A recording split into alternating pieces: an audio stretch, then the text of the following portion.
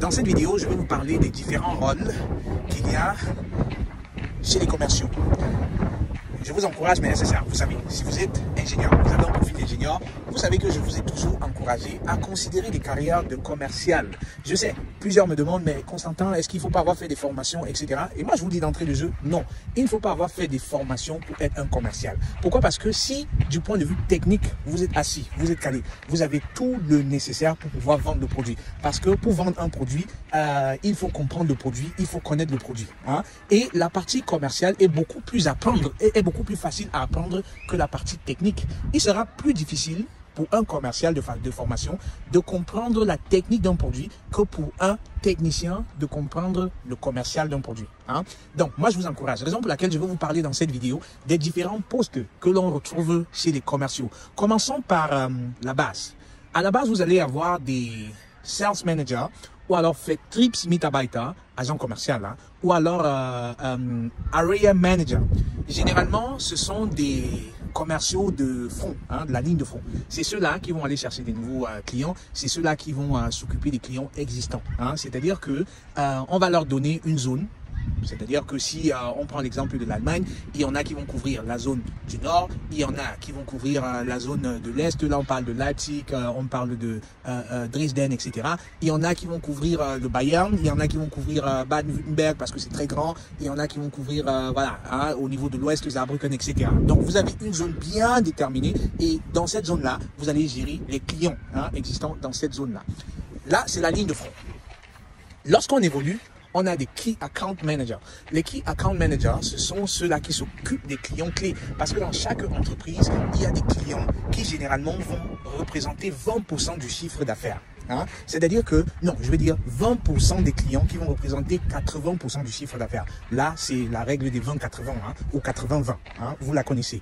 Donc, 20% des clients qui sont des key accounts, des gros comptes qui vont représenter 80% du chiffre d'affaires. Ce sont des clients qu'on ne peut pas se permettre de perdre facilement. Et du coup, il faut s'en occuper. Et parce que il faut s'en occuper de façon personnelle, de façon premium, de façon VIP, parce que ce sont des VIP, hein, on va mettre des personnes dédiées à la gestion de ces comptes-là. Ceux-là qu'on va appeler des Key Account Managers.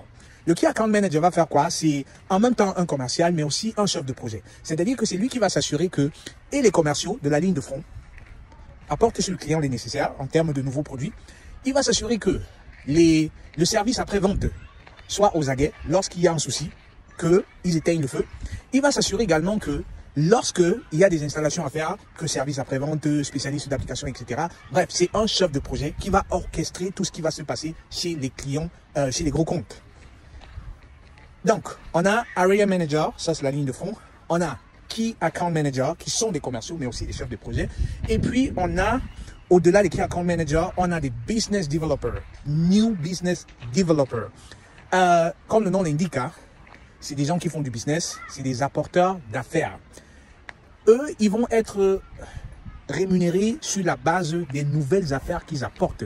C'est-à-dire que leur job premier, c'est d'accroître le chiffre d'affaires de l'entreprise, mais par le biais, non pas des clients existants, mais des nouveaux clients. C'est-à-dire qu'ils vont essayer de regarder dans le marché quels sont les clients qu'on n'a pas encore obtenus, quelles sont les pistes d'affaires qu'on n'a pas encore explorées. Et donc, leur job sera d'explorer les nouvelles pistes d'affaires et d'apporter des nouveaux clients. C'est-à-dire que eux, ils sont dans du non-existant. Et ça, c'est hyper difficile. Pourquoi? Parce que le New Business Developer, en plus d'être Area Manager, est également Key Account Manager, est également Project Manager, est également Marketer, est également Inside Sales. C'est-à-dire que ce sont des personnes qui vont générer des nouveaux prospects, des new leads. Et ça, c'est extrêmement difficile. Moi qui vous parle, je suis New Business Developer. J'ai commencé en tant que spécialiste d'application. Ensuite, j'ai évolué en tant que Area Manager. Ensuite, j'ai occupé des postes de Key Account Manager, ayant occupé également des postes de Project Manager, ayant eu des postes de direction où je dirigeais les équipes de spécialistes d'application, où je dirigeais l'équipe assurance qualité, où je dirigeais l'équipe des services après-vente dans les ingénieurs, Service Manager. Et cela m'a conféré tout simplement toutes les qualités nécessaires pour être un bon New Business Developer. Donc, New Business Developer, extrêmement difficile parce que cela vient avec la pression. On mesure votre performance sur les nouvelles affaires que vous apportez. On ne va pas vous féliciter parce qu'un client existant a commandé plus cette année que l'année dernière. On va vous féliciter parce qu'il y a client XY qui n'existait pas encore. Et lorsqu'on a fait les stats, on s'est rendu compte que on a 20% de business qui a été accru parce que vous avez rapporté, on va dire quoi, vous avez augmenté le taux de clientèle de 40, de 20, de 10, de 50%. Et dans le monde actuel, tout se passe en ligne, c'est extrêmement difficile de gagner l'attention, on va dire, des nouveaux clients. C'est extrêmement difficile, c'est devenu extrêmement difficile. Donc, le New Business Developer est à la fois, comme je le disais, le Area Manager, Key Account Manager, et aussi Project Manager, et aussi Service, etc. Bref, il cumule beaucoup de compétences. Et à côté de cela, on va dire que Business Developer, c'est un peu le top. À côté de cela, on a des Inside Sales Managers. Les Inside Sales Managers, c'est ceux-là qui vont soutenir les commerciaux dans leurs activités.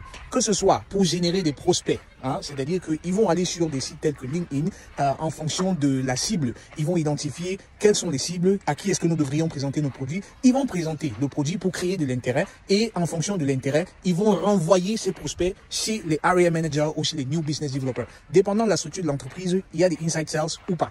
Dans certaines entreprises où il n'y a pas forcément du budget, ce sont les commerciaux qui vont faire la génération de prospects. C'est-à-dire qu'ils sont à la fois des Inside Sales et des Sales Managers. Mais le Inside Sales Manager, il agit en soutien. Il va générer des prospects, il va qualifier les prospects et puis les commerciaux vont prendre ces prospects qualifiés pour faire du closing. Ils vont également assister dans la création des offres.